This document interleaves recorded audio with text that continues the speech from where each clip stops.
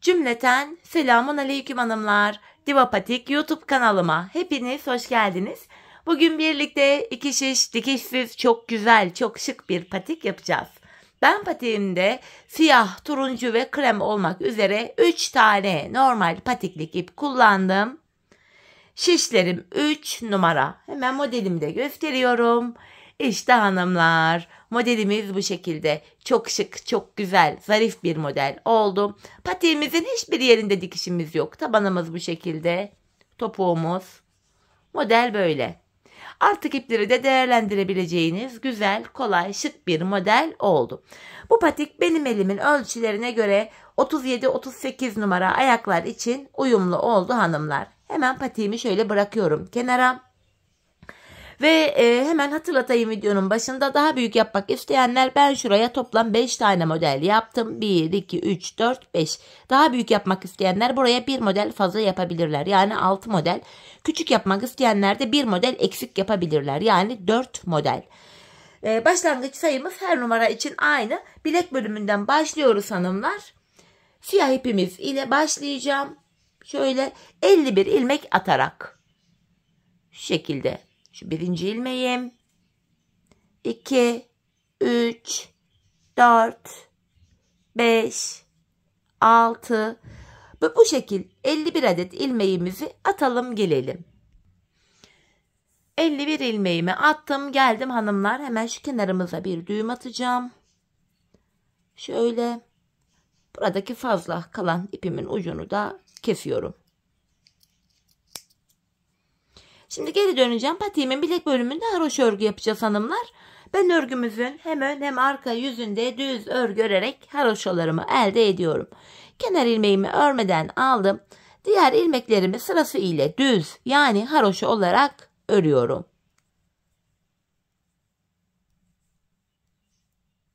Sıra sonuna kadar ilmeklerimizi düz örüp gelelim.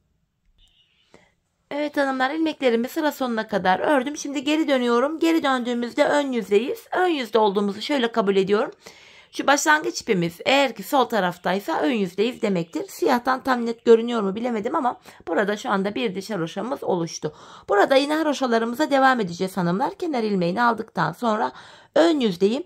Ön yüzde ilmeklerin tamamını sıra sonuna kadar öreceğiz. Ardından arka yüzde de yine düz öreceğiz.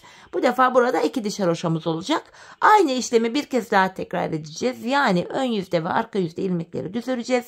3 diş haroşa olacak. Patiğimizin bu bilek bölümüne zaten 3 diş haroşa yaptım ben. Şu bölümde 3 diş haroşamız olana kadar bilek bölümünü örelim gelelim. Evet hanımlar, ben 3 diş haroşamı ördüm ve geldim ön yüzdeyim. Artık modele başlayacağız. Modelde artırmalarımızı tam ortadaki ilmek üzerine yapacağız. Şişimizde 51 ilmek vardı. Sağ ve sola 25'er ilmek ayıracağız. Ortadaki bir ilmeğin sağına ve soluna artırma yapacağız. Şöyle sayalım ilmekleri. Şöyle işaretleyici koyacağım. 4, 8, 12, 16, 20, 24, 25. Hemen bir işaretleyici şuraya koyacağım. Buraya bir ip falan da takabilirsiniz hanımlar. Şöyle. Tam ortadaki sıradaki bir ilmeğin soluna da şöyle bir tane işaretleyici takıyorum. Bu ortadaki tek ilmeğin sağından ve solundan artırmalar yapılacak. Şöyle modelin yeri belli olduktan sonra zaten bunları çıkaracağız yerinden. Şimdi turuncu ipim ile modelime başlayacağım. Öncelikle hanımlar, renk geçişi olduğu için bu defa ilk ilmeğimi örerek başladım. Şöyle kenardaki ilk ilmeğimi örüyorum. Hemen yanına bir tane daha ördüm. İkinci ilmekten sonra ipimin ucunu düğümleyeceğim. Şimdi yapacağımız işlem şöyle. Kenar ilmeğini aldım. Yanına bir tane ördüm. 2, 3. Kenar ilmeğiyle birlikte burada 4 turuncumuz oldu. Modelin sağında ve solunda 4'er tane turuncu ilmeğimiz var. Bir siyahı örmeden alıyorum. 3 tane turuncu öreceğim. Bir siyah örmeden aldım. Düz olarak 3 tane turuncu örüyorum. Bir siyah örmeden aldım. 3 tane turuncu örüyorum. Bir siyah örmeden aldım. 3 tane turuncu. Bir siyah örmeden aldım. 3 tane turuncu. Bir siyah örmeden alıyorum. Bakın ortaya geldik. İlk sırada artırma yapmıyoruz. Ortadaki bir ilmeğimi turuncu ile ördüm. Yine işaretleyiciyi sol şişime aldım. Hemen yanına bir tane siyah örmeden alıyorum. 3 tane turuncu. Bakın sadece ortada bir tane turuncumuz var şimdi. Diğer yerlerde 3'er tane. Bir siyah örmeden aldım. 3 turuncu. Bu şekilde sıra sonuna kadar devam edeceğiz. 3 ilmek turuncu öreceğiz. Aradaki bir siyahı örmeden sağ şişimize alacağız. Böyle. Son 4 ilmeğim kaldı. Sonuncu ilmeğimi de ördüm. Bakın sağ ve sol kenarda 4'er tane turuncu var. Geri dönüyorum, arka yüzdeyim. Haroşa yapacağız hanımlar yine.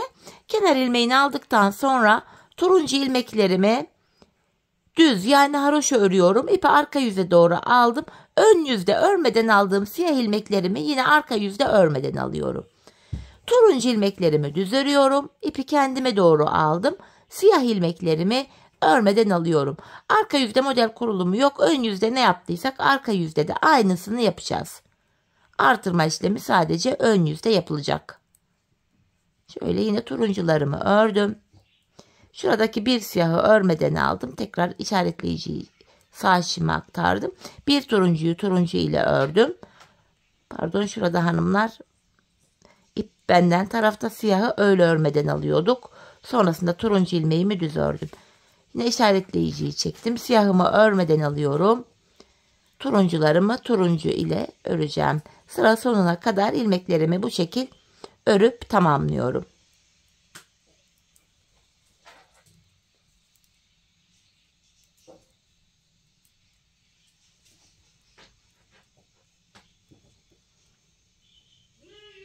Sonuncu ilmeğimi de ördüm. Burada hanımlar turuncu rengimiz ile bir diş haroşamız oluştu. Şimdi geri dönüyorum, tekrar ön yüzdeyim. Aynı işlemi yapacağız. Şurada ilmeğimi örmüşüm. Örerken şimdi geri açacağım. Yine turuncu ilmeklerimi turuncu ipim ile örüyorum. Şuradaki ilmeğimizi örmeden alacaktık. Yanlışlıkla ördüm. Bakın geri açıyorum. Ortadaki bir tane siyahımı örmeden aldım. Turuncu ilmeklerimi turuncu ipim ile örüyorum. Bir siyahımı örmeden aldım. Turuncu ilmeklerimi örüyorum. Siyahımı örmeden aldım. Ortadaki ilmeğime kadar bu şekilde devam edeceğim. Yine 3 turuncumu ördüm.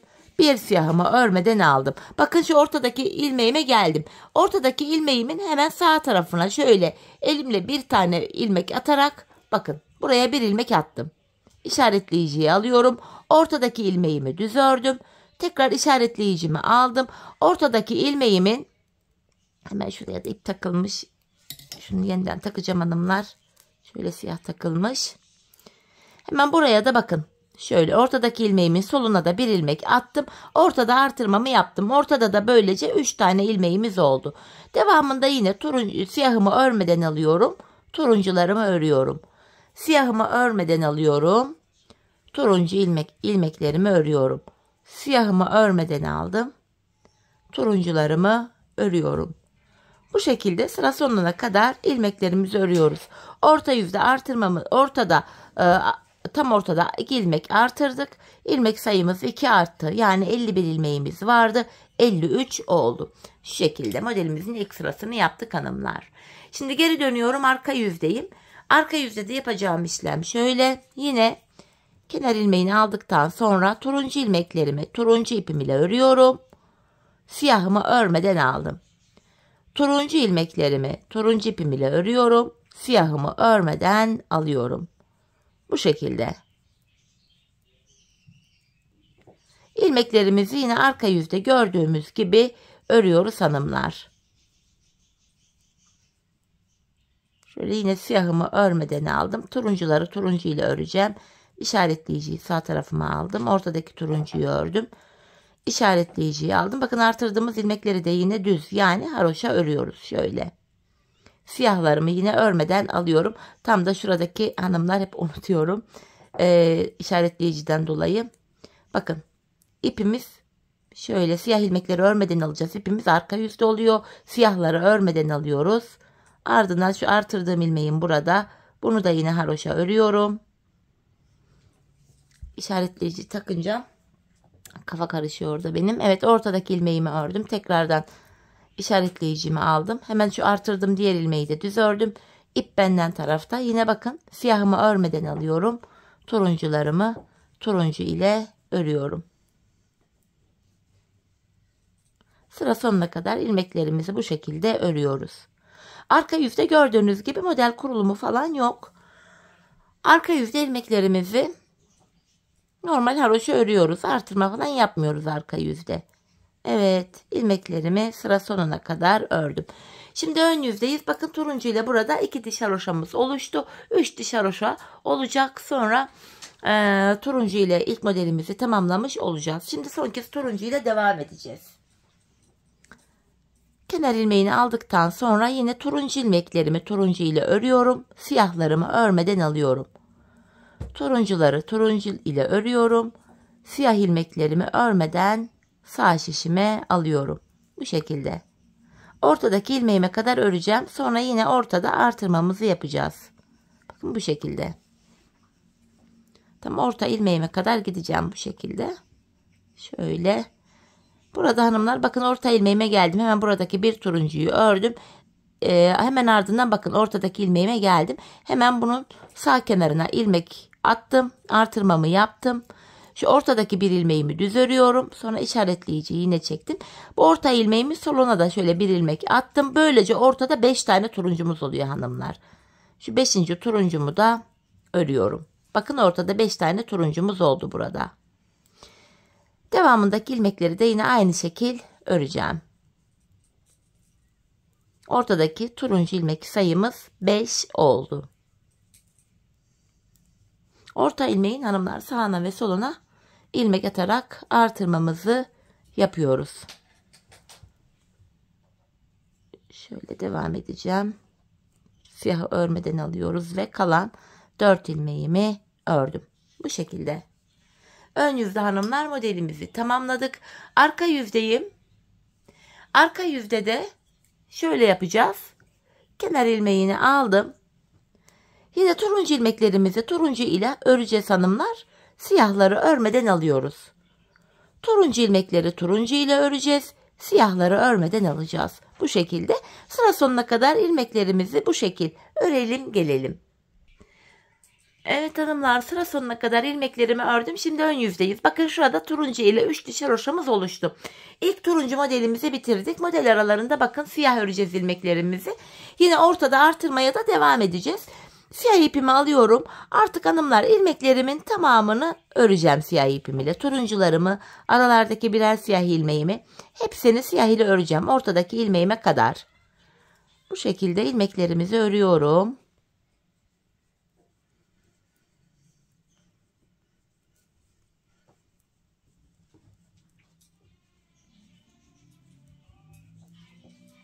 Orta ilmeğime kadar ilmeklerimi örüyorum. Bakın ortadaki ilmeğime kadar ördüm.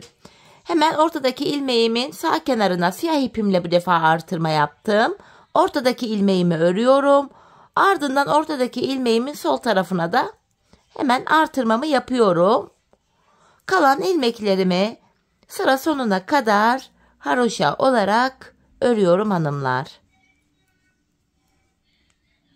Siyah ipimizle de yine artırmalara arada devam edeceğiz model aralarında. Ortadaki ilmeğin sağına ve soluna bu defa siyah ile artırmalarımızı yaptık.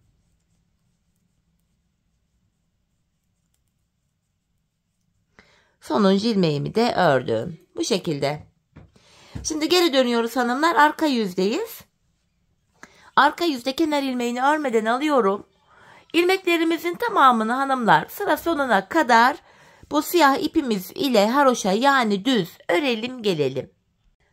Evet hanımlar, arka yüzde ilmeklerimi ördüm geldim. Tekrar ön yüzdeyiz. Diğer modelimizi de krem ipimle yapacağım. Ben turuncu ve krem kullandım modelimde. Gördüğünüz gibi sizler rengarenk de yapabilirsiniz. Ben 2 farklı renk kullanmayı tercih ettim. Şimdi yine turuncu modelde yaptığımız işlemin aynısını krem modelde de yapacağız. Krem modeldeki artırma biraz farklı olacak. Onu da şimdi örerken sizlere göstereceğim. Yine krem ipim ile ilk 2 ilmeğimi ördükten hemen sonra yine bu ipimin ucunu da düğümleyeceğim. Şuraya Şöyle düğümümü atıyorum. Ardından kenar ilmeğinden sonra 1, 2, 3 ilmek daha ördüm. Yani kenara toplam 4 ilmeğimiz oldu. Yine sıradaki siyah ilmeği örmeden alıyorum. Buraya 3 tane krem öreceğim. Siyahı örmeden aldım. 3 krem ördüm. Siyahı örmeden aldım. 3 krem ördüm. Siyahı örmeden aldım. 3 krem ördüm. Siyahı örmeden aldım.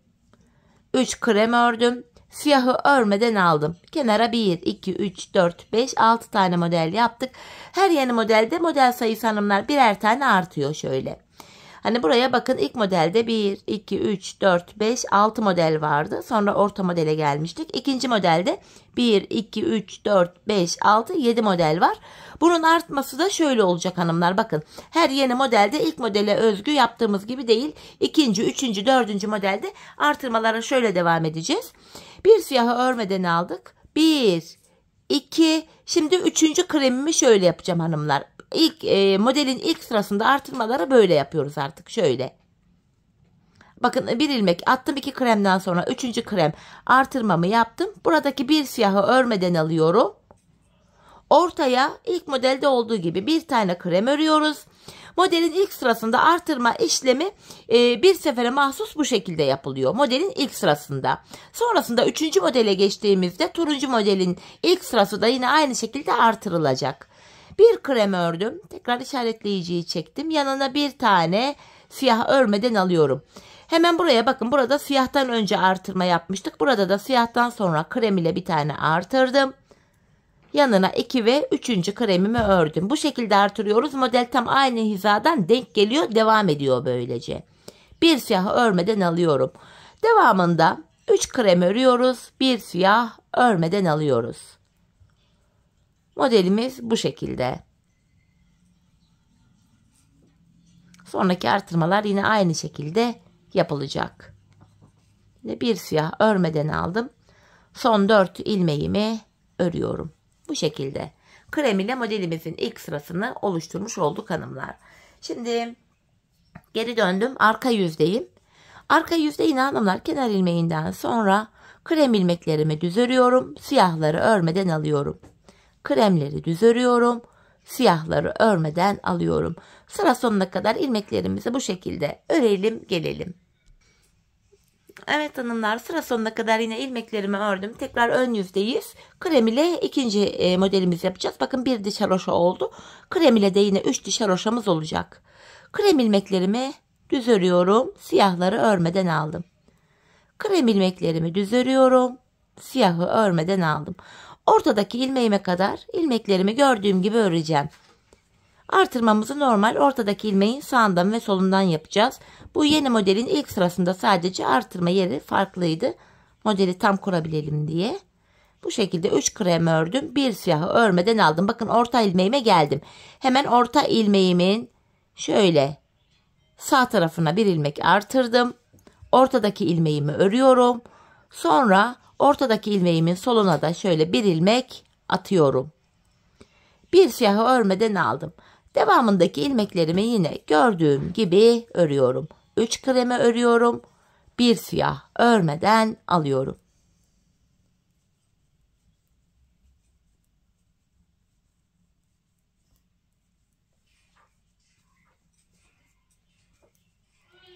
Bu şekilde hepsini yapacağız. Son 4 ilmeğimi de yine ördüm. Şimdi geri döneceğiz hanımlar. Arka yüzde yine ilmeklerimizi gördüğümüz gibi örüyoruz. Kremlerimizi krem ipimiz düz örerken siyah ilmeklerimizi örmeden sağ şişimize alıyoruz. Bu şekilde. Sıra sonuna kadar hanımlar ilmeklerimizi böyle örelim gelelim.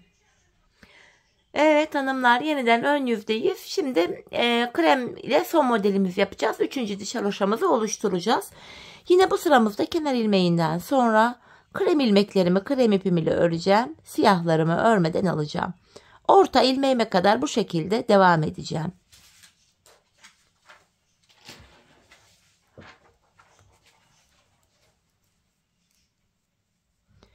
Krem modelimizin sonuncu sırası bu. Bu şekilde siyahı örmeden aldım. Bir krem ördükten sonra bakın orta ilmeğime geldim. Hemen şuraya ilmek atıyorum. Orta ilmeğimin sağına. Orta ilmeğimi örüyorum. Ardından orta ilmeğimin soluna da şöyle bir ilmek atıyorum. Yanındaki bir kremi de ördükten sonra yine bir siyah örmeden alıyorum. 3 kremimi örüyorum. Bu şekilde yine ilmeklerimizi sıra sonuna kadar gördüğümüz gibi örüyoruz. Her seferinde ilmek sayısı da ikişer ikişer artıyor böylece.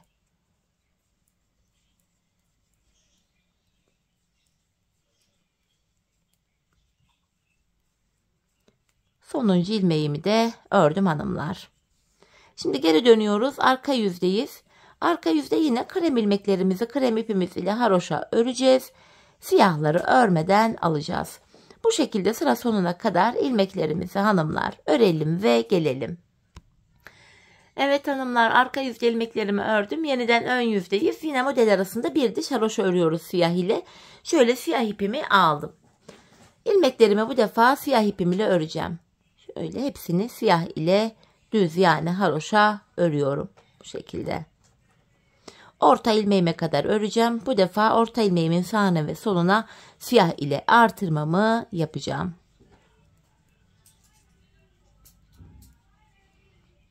Sonrakinde de yine turuncu modelimizi yapacağız. İlmeklerimi sırasıyla haroşa olarak örüyorum şu anda.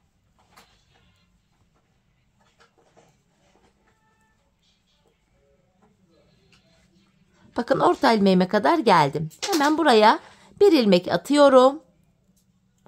Orta ilmeğimi ördüm. Hemen orta ilmeğimin soluna da bir ilmek atıyorum. Ve devamında gelen ilmeklerimi yine haroşa olarak yani düz olarak örüyorum. Model aralarında bir diş siyah haroşamız var. Sonra bir diğer modele geçeceğiz. Ben turuncu yapacağım bir diğerini de yine.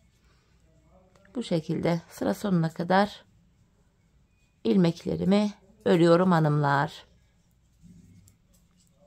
Bu şekilde.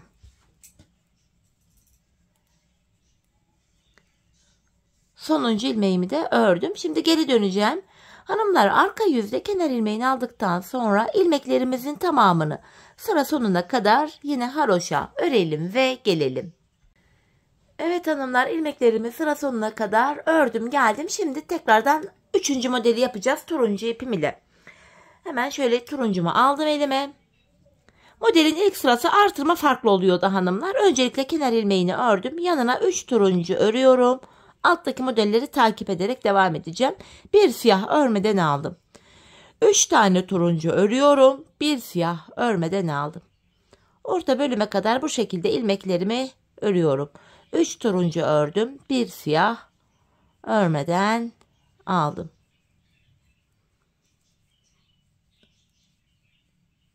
Yine bakın bir siyah örmeden aldım. İlk modelimizde 6 tane turuncu vardı. İkincide 1, 2, 3, 4, 5, 6, 7 tane krem modeli oldu. Şimdi turuncu 8 olacak. Yani bir model daha fazla. İlk kremli modelde yaptığımız işlemi yapacağız. 2 tane turuncu ördükten sonra 3. turuncuyu şöyle artırarak yapıyorum. Yanındaki bir siyahı örmeden aldım. İşaretleyiciyi çektim. Ortaya bir turuncu örüyorum. İşaretleyiciyi çektim. Bir siyah örmeden aldım. Hemen buradaki siyahtan sonra da artırmamı yapıyorum. Modelin ilk sırasındaki artırma farklı oluyordu. Bu şekilde oluyordu hanımlar. Artırma yaptıktan sonra 2. ve 3. turuncumu örüyorum. Bir siyah örmeden alıyorum. İlmeklerimizi artık sıra sonuna kadar bu şekilde öreceğiz. 3 turuncu bir siyah olacak şekilde. Böyle 3 turuncu bir siyah. 3 turuncu bir siyah. 3 turuncu bir siyah ve kalan 4 ilmeğimi de turuncu ile ördüm. Şimdi hanımlar, arka yüzde ilmekleri gördüğümüz gibi öreceğiz. Bir diş haroşa olacak. Sonra ön yüzde tekrar 2. modeli yapacağız. 2. ve 3. modelde ve siyah olan yerlerde artırmalar sadece şu orta ilmeğin sağından ve solundan yapılacak. Sadece modelin ilk sırasında hanımlar 2 turuncu ördük. 3. de artırma yaptık. Siyahı aldıktan sonra orta ilmeğini ördük. Ortada ilmekten sonra bir siyahı örmeden aldık ve bir turuncu artırdık. İkinci modelde de aynı işlemi yapmıştık. Üçüncüde de aynı işlemi yaptık. Dördüncü, beşinci modelde de aynı işlemi yapacağız hanımlar. Artırmalar böyle devam edecek. Dediğim gibi ben bu patiğime toplamda 5 tane model yaptım. Ve 5. modelimin sonunda şişimde toplam 87 ilmeğim oldu. En son turuncu ile artırmamı yaptım. 87 ilmeğim oldu. Daha büyük yapmak istiyorum diyenler buraya 6 tane model yapabilirler. 6 model yapınca da ilmek sayısı yine fazla olacaktır. Daha küçük yapmak istiyorum diyenler de 5 model yapabilir. 35-36 numara yapmak isteyenler 5 model yapabilir. Bu şekilde patiğin boyutunu ayarlayabilirsiniz. Dediğim gibi ben toplamda buraya 5 model yaptım. Tam oldu. Şimdi hanımlar patiğimizin bu şekilde ön bölümünü örelim, gelelim, ardından buluşalım, birlikte tabanımıza geçelim. Evet hanımlar, toplamda 5 tane modelimi yaptım. Geldim sonuncu modelimi böyle turuncu ipim ile yaptım. Şişimde de 87 tane ilmeğim var. Artık artırma yapmayacağız. Modeli bitirdik. Krem ipimi kestim, arkaya düğümledim. Şimdi ilmeklerimizi hanımlar siyah ipimiz ile haroşa olarak öreceğiz. Siyah ipime şöyle geçiş yapıyorum. Şu kenar ilmeğimi de örerek başlayacağım. Şöyle artık bu turuncu ipimizi de kesip arkaya düğümleyebiliriz. Çünkü renkli iplerimizle artık işimiz kalmadı. Ana renk ipimiz olan siyah ile modelimizi devam ettireceğiz. Şöyle turuncu ipimin ucunu da siyahıma düğümledim. İlmeklerimizin tamamını hanımlar artırma yapmayacağız artık. 87 ilmeğimiz var. Artık siz 4 ya da 6 model mi yaptınız? İlmek sayınız kaçsa artırma yapmayacaksınız bu aşamada. İlmeklerin tamamını sıra sonuna kadar haroşa olarak öreceğim. Ardından geri döneceğim. Arka yüzde de yine hepsini öreceğim. Bir diş haroşa olacak. Aynı işlemi bir kez daha tekrarlayacağım. Yani bu bölümde siyah ile 2 diş haroşamız olacak. Şurada 2 diş haroşamız olana kadar örelim, gelelim. Ardından birlikte patiğimizin tabanına başlayalım. Evet hanımlar, burada 2 diş siyah haroşam olana kadar ördüm, geldim. Şimdi burundan başlayarak tabana geçeceğiz. Burun için 7 ilmek ayıracağım hanımlar. Hesaplamayı şöyle yapıyoruz. Benim 87 ilmeğim var. Buruna 7 ilmek ayırınca geriye 80 ilmek kalıyor. 80 ilmeği de iki yana paylaştırınca yanlara 40'ar ilmek düşüyor.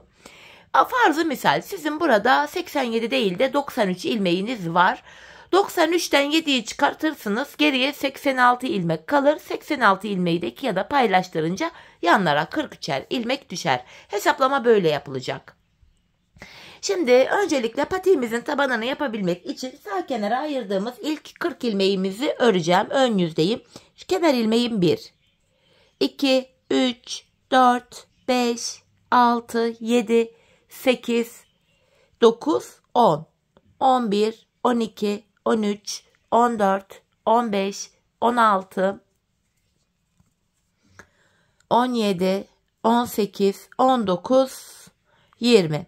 21, 22, 23, 24, 25, 26, 27, 28, 29, 30, 31, 32, 33, 34, 35, 36, 37, 38, 39, 40. 40 ilmeğimi ördüm hanımlar. Şimdi burun için 7 ilmek daha öreceğim. 1, 2, 3, 4, 5, 6, 7. Saydığımızda şu sol kenarda da 40 ilmek kalıyor. Şimdi 7 ilmekten sonra geri döndüm. İpim karşıda, ilk ilmeğimi örmeden alıyorum. 7 ilmeğimi tekrar öreceğim. Şu ikinci ilmeğim 3, 4, 5, 6, 7. Tekrar geri döndüm. 7 ilmek ile buraya bir diş haroşamızı yapmış olduk. Tabanımız 13 ilmek olacak. 13 ilmek olana kadar her sırada yanlardan birer birer ilmek ortaya ekleyeceğiz. Şimdi ipim karşıda, yine ilk ilmeğimi örmeden aldım. 7 ilmeğimi öreceğim. 2, 3, 4, 5, 6, 7. Kenardan bir ilmek örerek ortaya ekledim. 8 ilmeğim oldu. Geri dönüyorum. İpim karşıda, ilk ilmeğimi örmeden aldım. 8 ilmeğimi öreceğim. 2, 3, 4, 5, 6, 7, 8. Bir ilmek de şu kenardan örerek ortaya ekledim. 9 etti. Şimdi geri dönüyorum. Yine ipim karşıda, ilk ilmeğimi örmeden aldım. 9 ilmeğimi öreceğim. 2, 3, 4, 5, 6, 7, 8, 9. Bir ilmek de şu kenardan alarak örüyorum. 10. Ortada 10 ilmek oldu. Geri dönüyorum. İpim karşıda, ilk ilmeği örmeden aldım. 10 ilmeğimi öreceğim. 3, 4, 5, 6, 7, 8, 9, 10.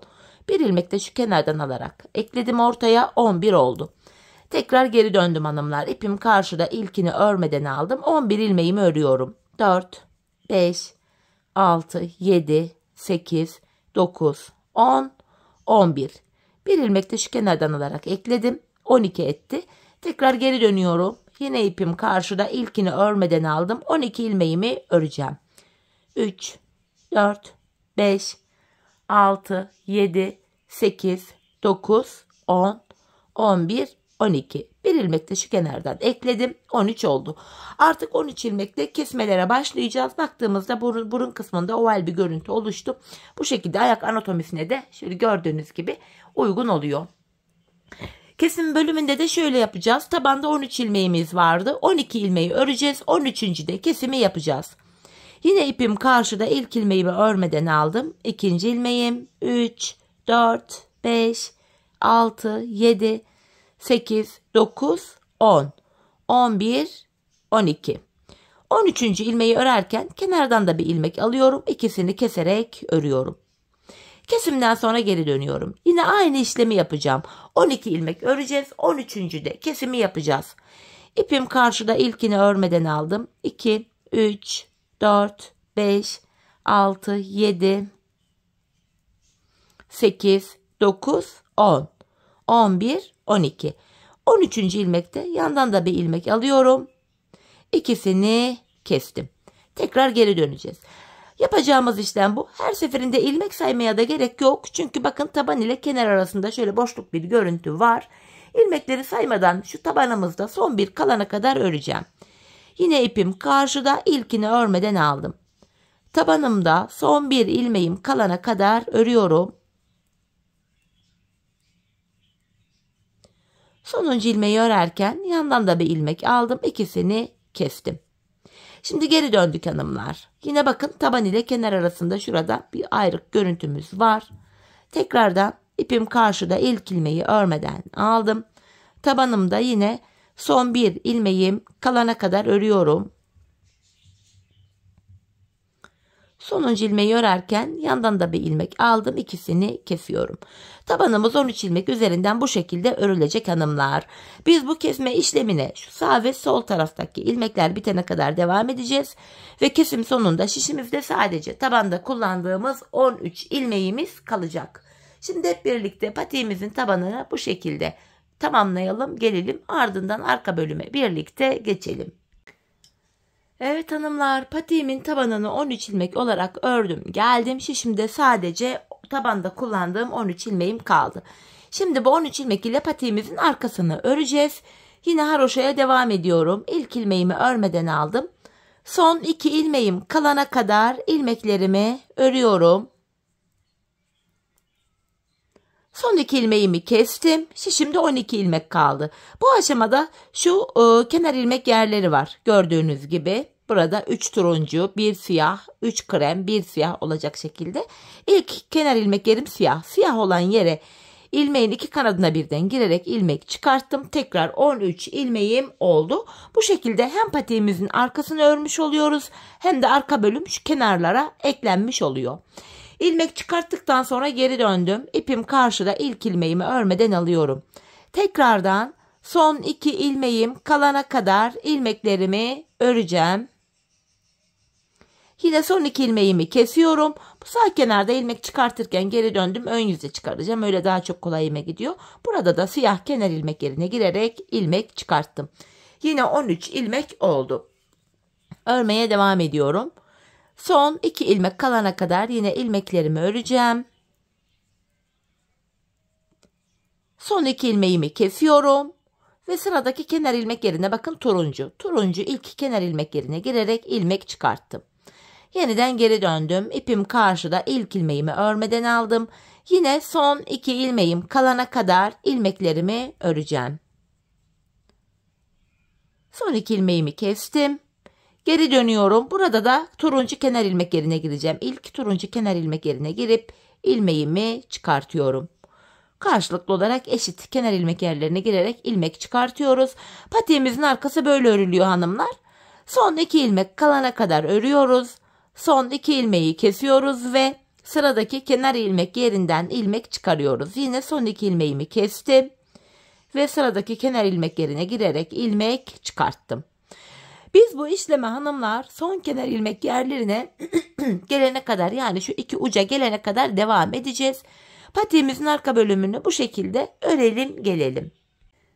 Evet hanımlar, patiğimin arka bölümünü tamamladım. Geldim son kenar ilmek yerlerine kadar ilmeklerimi ördüm. En son ön yüzdeyim. Artık ilmeklerimi keseceğim. İkişer ikişer toplayarak ilmeklerimi kesiyorum. Böylece patiğimizi tamamlamış olduk.